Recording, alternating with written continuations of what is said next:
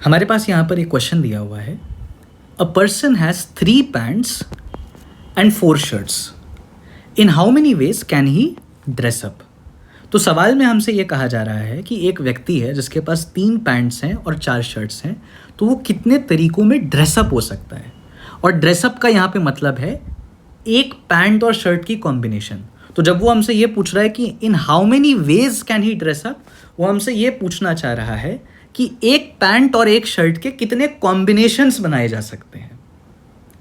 Since ये अभी introduction चल रहा है पीएनसी का और हमारे पास पीएनसी का कोई नॉलेज नहीं है, तो हम इस क्वेश्चन को सिंपल बेसिक एप्टीट्यूड से अप्रोच करने वाले हैं। तो कैसे करेंगे इस सवाल को? तो पहले जो सवाल में दिया हुआ है एक बार ज़रा वो लिख लेते हैं। तो हमें सवाल में ये दिया हुआ है कि व्यक्ति के पास 3 पैंट्स हैं, तो मैंने इसको डेजिग्नेट कर दिया P1, P2, P3। और व्यक्ति के पास 4 शर्ट्स हैं, तो 4 शर्ट्स हो गए S1, S2, S3 and S4। अब हमें ये पता करना है कि वो कितने तरीकों में ड्रेसअप हो सकता है, यानी हमें ये पता करना है कि कितने तरीके हैं ऐसे जिससे हम पैंट और शर्ट की कॉम्बिनेशन को बना सकते हैं। तो कैसे करेंगे? तो मान लीजिए उस व्यक्ति ने P1 पैंट पहना, तो वो P1 पैंट के साथ S1 शर्ट पहन सकता है, या फिर ये हो सकता था कि वो P1 पैंट के साथ S2 शर्ट को पहने, या फिर ये हो सकता था कि P1 पैंट के साथ वो S3 शर्ट को पहने, या फिर ये हो सकता था कि वो P1 पैंट के साथ S4 शर्ट को पहने। बेसिकली मैंने यहाँ पर क्या किया कि मैंने यहाँ पर P1 को फिक्स कर दिया और P1 पैंट के करस्पॉन्डिंग शर्ट्स पहनने के जितने भी तरीके हैं उन सबको मैंने लिस्ट कर दिया। जब मैंने P1 को फिक्स किया तो मैंने ये देखा कि पैंट 1 को यानी P1 को S1 शर्ट के साथ भी पहना जा सकता है, P1 को S2 के साथ भी पहना जा सकता है, P1 को S3 के साथ भी पहना जा सकता है और P1 को S4 के साथ भी पहना जा सकता है। लाइकवाइज अगर मैं यहाँ पर P2 पैंट को फिक्स कर देता हूँ, तो P2 पैंट के करस्पॉन्डिंग कितने शर्ट्स मेरे पास हैं पहनने के लिए? 4। कौन कौन से? P2 S1, P2 S2,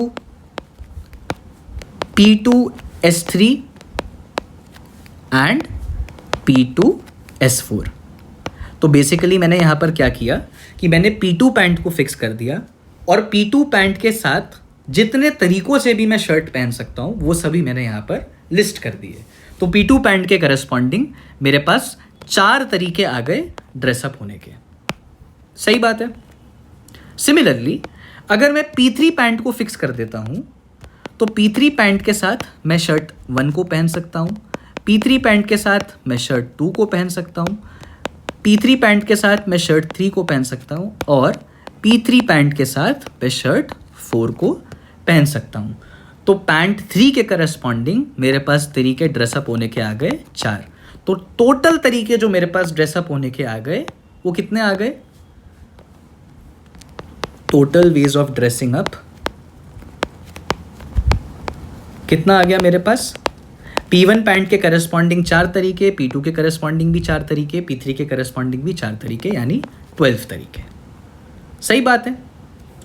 अच्छा देखिए, अब इस सवाल में मैंने क्या किया, मैंने इंडिविजुअली सारे वेज को लिस्ट किया। क्या मुझे ये करने की ज़रूरत थी? भाई उसने लिस्ट तो मांगी नहीं थी, उसने ये कहा था कि कितने तरीकों से आप ड्रेसअप कर सकते हैं। तो इस क्वेश्चन को कैसे अप्रोच करते? भाई उसने तो तरीके ही मांगे थे ना, लिस्ट तो मांगी नहीं थी। तो मैं ऐसे सोचता, बड़ा सिंपल है ये सोचना, जैसा हमने यहाँ भी सोचा। हम ये कहते हैं कि भाई P1 पैंट को अगर मैं फिक्स कर दूं, तो P1 पैंट के करस्पॉन्डिंग शर्ट पहनने के कितने तरीके हैं? 4 तरीके हैं। तो P1 पैंट के करस्पॉन्डिंग क्योंकि शर्ट पहनने के 4 तरीके हैं, इसीलिए मैं ये कह सकता हूं कि P1 पैंट के करस्पॉन्डिंग 4 वेज हैं ड्रेसिंग अप के। और वो कौन कौन से वेज हैं? वो है P1 S1, P1 S2, P1 S3, P1 S4। But मुझे वो लिस्ट करने की तो ज़रूरत ही नहीं थी। मैं तो ऐसे भी लॉजिकली सोच करके देख सकता हूँ कि P1 पैंट को अगर मैं फिक्स कर दूँ तो P1 पैंट के करस्पॉन्डिंग मेरे पास 4 तरीके हैं शर्ट पहनने के। लाइकवाइज अगर मैं P2 पैंट की बात करूँ तो P2 पैंट के करस्पॉन्डिंग भी मेरे पास 4 शर्ट्स पहनने के ऑप्शन है, यानी 4 तरीके हैं ड्रेसअप होने के। एंड लाइकवाइज P3 पैंट के करस्पॉन्डिंग भी मेरे पास 4 तरीके हैं ड्रेसअप होने के।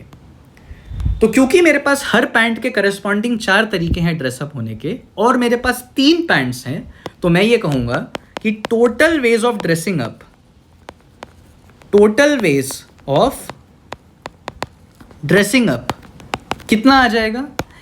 एक पैंट के करस्पॉन्डिंग ड्रेसअप करने के 4 तरीके हैं और हमारे पास 3 पैंट्स हैं, तो 4 × 3 यानी 12 आंसर यहां पर हो जाएगा। सही बात है। इसी एग्जाम्पल को अगर मैं थोड़ा सा एक्सटेंड करूं, मान लीजिए हमसे सवाल में कहा जाता कि एक व्यक्ति के पास 5 पैंट हैं और 6 शर्ट्स हैं, तो वो व्यक्ति कितने तरीकों से ड्रेसअप हो सकता है?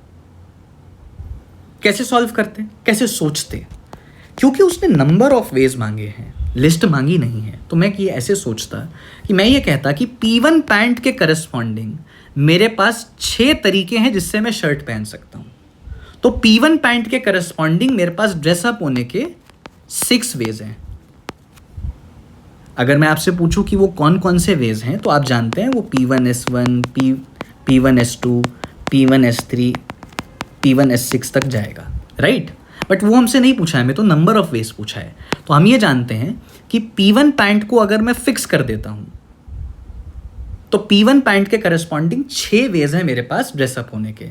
सिमिलरली अगर मैं P2 पैंट को फिक्स कर देता हूं, तो P2 6 तरीकों से शर्ट्स के साथ ड्रेसअप किया जा सकता है, यानी P2 पैंट के करस्पॉन्डिंग मेरे पास 6 तरीके हैं शर्ट पहनने के, which means I have 6 ways of dressing up corresponding to pant P2।